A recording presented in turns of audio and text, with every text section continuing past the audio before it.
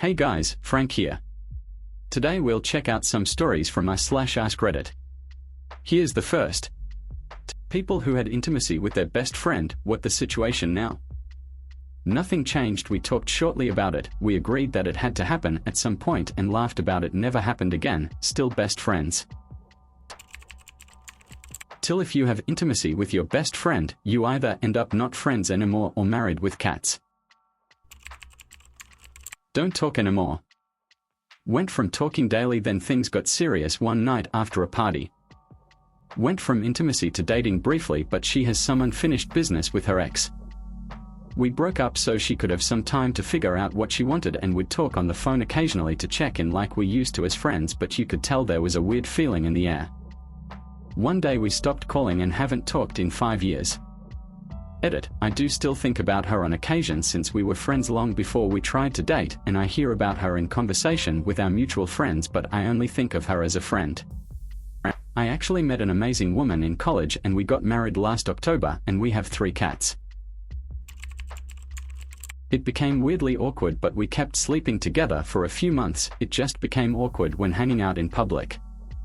We eventually decided we might as well just be dating, but something never felt right, so now we haven't spoken in many years. Not a happy story like most of the others, but very real. Sometimes it just changes the dynamic. She's my wife now. No plans yet on having kids, but we have 3 cats. Life is good. 10/10 would sleep with her again. I confessed my feelings and he didn't reciprocate. He married someone else. I eventually did find my actual best friend and married him. We are still great friends and I actually love his wife, lol. There's no bitterness or awkwardness. We are married, have a mortgage and a cat. Married her almost 22 years ago. #edit, punctuation. Family gatherings are awkward now. We have a cat now and our wedding is in October. It was the happiest few years of my life. I'll never forget you, see. I had a very, very hard time getting over her. I was incredibly depressed, lost, suicidal for months after. We tried to continue our friendship, but it wasn't healthy for me to be around her. I still felt jealous and felt a toxic sense of joy when things went wrong for her. 4 years on, we are now very good friends again. There is very firm boundaries in place as I have a long-term partner, but we have both apologized and forgiven each other for how things worked out. Having space from each other was the best way to heal, and we can now have a healthy friendship. Brief, tumultuous relationship, and then back to being friends, albeit not as close. We got married, had 2 kids, moved to a new city, adopted 3 rescue dogs, and then she died at 45 years old. It was fun for about 8 years. If I ever see that mother ducker again, I'm throwing hands. Here's story 2. What's a skill that takes less than a week to learn but can save you thousands of dollars? How to budget and track expenses. Knowing where your money goes can prevent surprise overdrafts and debt. I at 60F learned how to replace a toilet, build some raised garden beds, how to sister rotten boards until I could replace them, install new dishwasher, change light fixture and more, all online, probably less than half an hour each project. Have saved thousands. Cooking. It's not that hard to follow a recipe to get some decent meals. Learning how to sew or alter clothes, YouTube videos are there. Clothing alterations aren't cheap. Doing 20 to 30 minutes of exercise daily save you thousands in health costs down the road. Learning how to properly dispute a bill or negotiate a price, very important. I learned how to cut my dog's hair during COVID watching videos on YouTube. Dog grooming costs a good $70 every 2 months or so over the lifetime of the animal, so my dog has an uglier haircut, but I save thousands over the course of its life. Many car repairs. I learned to change my brakes in a day by itself, rotors including. Learned how to flush transmission fluid and refill, learned to repair certain gaskets, etc. Learn to replace radiator, timing belt. Each one of these things I learned took me about 12 to 48 hours to figure out. Doing the radiator myself saved me $700 alone. Learning how to Google how to fix it yourself before calling a professional and discovering YouTube has all the answers. Oil changes, they were costing me $100 each time I went, so I bought some plastic car ramps on sale for $50 and learned how to change oil filter, check air filters and lube what needs to be lubed. I'm saving about $300 a year, and I'm more manly than ever. Learn to cut my own hair. I bought a $45 cutter 10 years ago and haven't gone to a barber since. At $35 a pop every 6 weeks, I figure I've saved over $3,000. Changing a tire. Takes 10 minutes to learn, and the AA are expensive. Lift with your knees, always. The amount of people I see with back problems is insane, and it costs a fortune. Basic sewing. Buttons, turning up trousers. The amount of people that throw something away because it doesn't fit properly, buttons came off. Sewing. Once a week I have to patch a hole in a stuffed animal, close a hole in pants pockets, or reattach eyes. I have also made my girls' hair accessories. Materials cost much less than a store-bought thing. Here's story 3. Would limiting the age of the president to 65 be something you'd support? Why or why not? I will even go one further, extend that retirement age to include Senate and the House, too.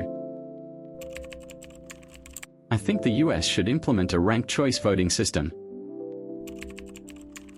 Not interested in an arbitrary age limit, but I would support a cognitive and reading comprehension test.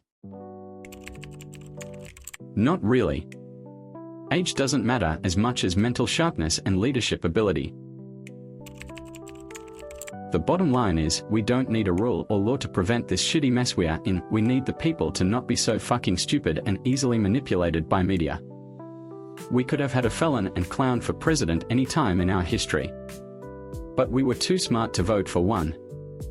Now we've done it twice.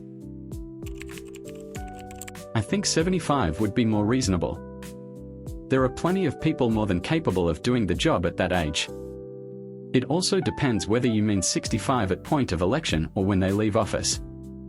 Otherwise, you'd be barred from running once you reach 62, which is on the young side considering it's before the average person will have retired. It is something I would support. As a 32-year-old, I feel like people in my age bracket are severely underappreciated and we lack representation. I don't think anyone that is over 60 has any idea what life is like as a middle-class family at this point in time. Things are expensive. Our whole lives are guided by debt. Schooling, housing and cost of living expenses are exponentially higher than ever compared to average income. Yes. 35 to 65 is a pretty wide age range. I used to think this was a good idea until my mom became a CEO at 63 and completely transformed her company.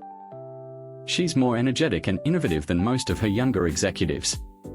We need to judge individuals on their merits, not their birth certificates. 65 is too young. 75 is more realistic. I think you want to allow people to have a full career in the private sector and then move over to politics if desired. It should be done as an age to run for a new term too, not something where you're kicking people out once they turn a certain age. 72 is the number I think makes most sense. I think putting a max age to be running for a new election at age 72 makes sense. Yes, at a certain age none of the things you do in office will have a long-term effect on you and thus you'll make different decisions than someone who will be around to see the fallout.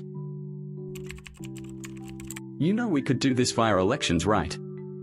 We could not choose the oldest person in the primaries, we could do that in the general too. We don't even need a law. How neat. If pilots, surgeons, and CEOs have age cutoffs for sharpness and stamina, maybe it's fair for presidents too. Leadership needs clarity, not just legacy. 100%. I'd say you can't be elected or appointed to any public office in the US if you are over 65 at the time of it happening. Most offices are 4 years, so would be out by age 69. Even 6 years for the Senate and out by 71 would be a huge improvement. There should also be age and term limits on current lifetime appointments like the Supreme Court. Or maybe give them the boot by age 70 and a term limit of 15 years or so for those who were appointed young enough for it to apply. IDK what the exact age and number of years should be for each of these, but I think I'm in the ballpark. Either way, the general idea is extremely common sense and crazy that it's not already set up that way. I would vote for a mandatory retirement age of 70. Any and all elected positions as well as any government positions. From POTUS and SCOTUS down to town mayors. I'd also advocate for term limits on any and every elected position within every government entity. Here's story 4. You wake up in the year 1800 with only the knowledge you have now. How do you become rich? I probably wouldn't get the opportunity. I don't think I have the in-depth knowledge or technical skills to pre-invent the motor car, plane, computer, electronics, or anything like that. And even if I did, I probably wouldn't have access to the money or resources to take advantage of my knowledge. The Ponzi scheme is about to be rebranded. Get yourself to California ASAP. You have 49 years to pan as much gold as you can and keep your mouth shut about it. Put some random liquid in a bottle and make a fancy elixir label and start pyramid schemes up and down the East Coast. My blackest don't got a chance. This question cuts deep if people think about it. What skills do you have that are transferable with nearly no tools that you are currently familiar with? I personally have no idea and would probably die in some stupid way before I got my thinking cap on too well. Invest everything into the up and coming railroad companies. Invent and then sell drinking straws, barbed wire, and paper clips way before their time. That should create enough of an organization to start harnessing other brains and knowledge for the stuff I can't create, like bicycles, brakes, traffic lights, then buy gold. Start a fancy little burger restaurant in NYC and call it McDonald's. Downside is this might accelerate the fall of Western civilization. Start experimenting with mold on bread. Some of y'all have missed the with only the knowledge you have now caveat. If you don't know how to invent electromagnet induction now, you're not going to know how to do it then. I'd probably die of the common cold or some ship. I'm a nurse who has a bit of musical, handyman and history of medicine knowledge. I'd start off by inventing the stethoscope, which should be relatively easy to adapt using the available tech and cheap tools, then try for aspirin, willow bark and strong vinegar, penicillin from moldy bread, and tetracycline from streptomyces, the bacteria that makes dirt smell like dirt. Start buying land and write down every major invention before someone else does. I would probably do what Joseph Smith did, hopefully without becoming a martyr, and start a nonsense religion. I can pretend to read words off a stone in a hat too. This would probably be easier to do than attempt to recreate any of the technology that we have today. That wraps it up. Alright folks, follow for more stories with Frank.